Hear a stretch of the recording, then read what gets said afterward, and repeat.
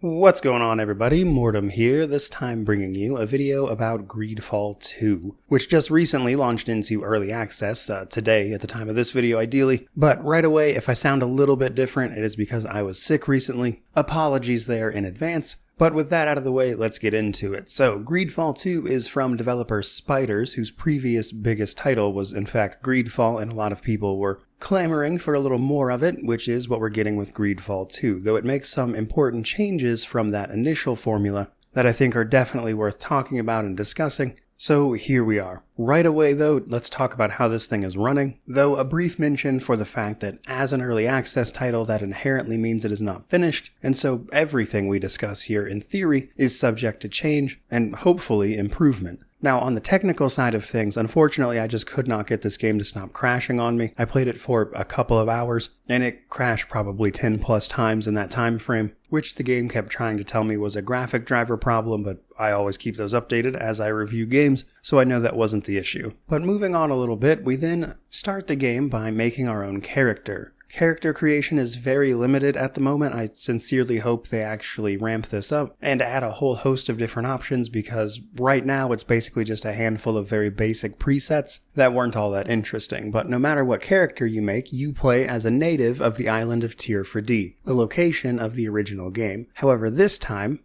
instead of playing one of the people from the main continent, we're playing as a native, who after a short introduction to the game eventually gets shipped off to the mainland for reasons that are not yet clear, but probably have something to do with the Malachor plague, which is currently ravaging the main continent, which is what they are doing in Tier 4D, looking for a cure to begin with. Now, all of this story, though, takes place about 3 years before the original, so while we start the game looking for answers to local problems and how recent settling has messed with the land in terms of its animals and water supply, etc., we know where the story of Tier 4D ultimately winds up via the original game, so it'll be curious to me over the course of the actual launch of this one to see where they actually take this story and how it ties into the first one, which is probably what we're doing on the main continent specifically rather than being on the island of Tier 4D. Now, in any event, right as this game is launching into early access, there is only a portion of the story available, not the full thing, and with later updates via a roadmap they've released, they plan on releasing, of course, new companions, new companion quests, extending that main story, adding a new region, hub area, some skill trees, crafting being fleshed out, etc. Though in all of that, I do hope they also clean up the UI while they are at it, because right now it is extremely bare bones. But probably the biggest breakaway from the original game is the changes to progression and combat. So progression-wise, we'll be leveling up, of course, by completing quests, fighting enemies. When we level up, we're either gaining attributes, skills, or talents. Talents seem to be the rarest one. I only seem to get one like every 4 or 5 levels, whereas you get attributes every levels and skills every other level. But those skills are made up of several different skill trees,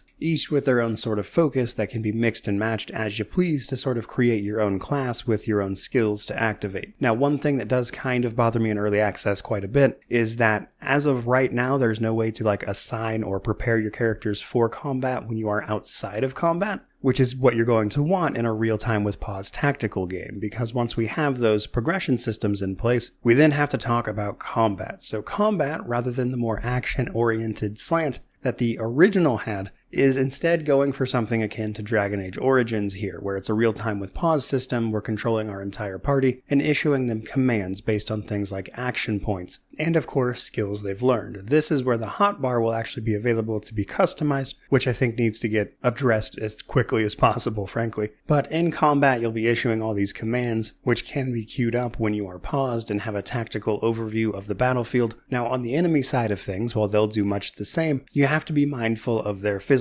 or magical armor, which seems to, of course, block incoming damage to their actual health in a sort of system that is very similar to, say, Divinity Original Sin 2, which is itself a system that not everybody was wild about, so I'm curious to see their reaction to it or any changes that wind up happening to it over the course of this game's early access period, because while I don't mind that system personally, I know it's not everybody's favorite. Although I will say here it doesn't really seem to block things like status effects the way it does in that game. Now that said, combat is far from your only option. You can also utilize stealth and other talents to interact with the world. So those talents that you can pick up give you the opportunity to do things like pick locks, fix objects in the environment, or even interact with it via tools and stuff if you don't have the requisite skill. So for instance, I encountered a lever at one point that if I had the mechanics to fix, I could just fix it, but I could also potentially bring a vat of oil there to get rid of the rust and throw the lever that way, as a simple example. Now other stuff comes up such as diplomacy, etc., so there are seemingly a lot of different ways to approach situations and quests even. A couple of quests just right in the prologue actually had multiple options to be completed, which is pretty standard for spiders, I would say, so they do seem to be making an attempt to really flesh out those aspects of the game. Now, the game itself does seem to also be utilizing its original region map system, where each area was effectively one large explorable region that you will then travel to and between,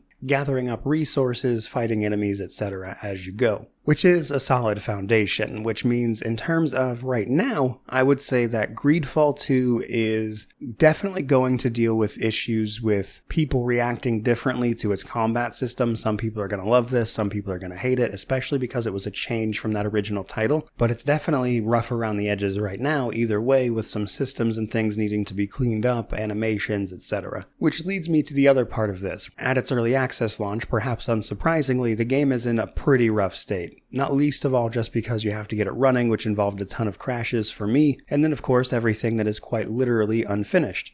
So as of right now, with basically every early access title, I would obviously say that only buy this if you are genuinely interested in helping shape some of that development time, in the sense of providing feedback and pointing things out. If that doesn't sound like something you would want to do, then naturally I would just continue to wait as this game makes its journey through early access, at which point you'll get a properly finished product at the end of it, hopefully. Especially since, as of right now, this game appears to be $40 US, though they have made it clear on their Steam page that that price will apparently be going up with the full launch at some point. But with all of that said, I would say that gives a pretty decent first look at Greedfall 2 and its gameplay, and at least as of right now, I would say it feels like a very janky AA RPG, which isn't necessarily a bad thing for me, but it clearly needs a little more time in the oven. But that is pretty much going to do it for this particular video. I certainly hope you enjoyed it. If you did, don't forget to like, comment, subscribe, all that YouTube jazz. But regardless of any of that, truly, just thank you so much for watching. May you wander in wisdom and have an amazing day.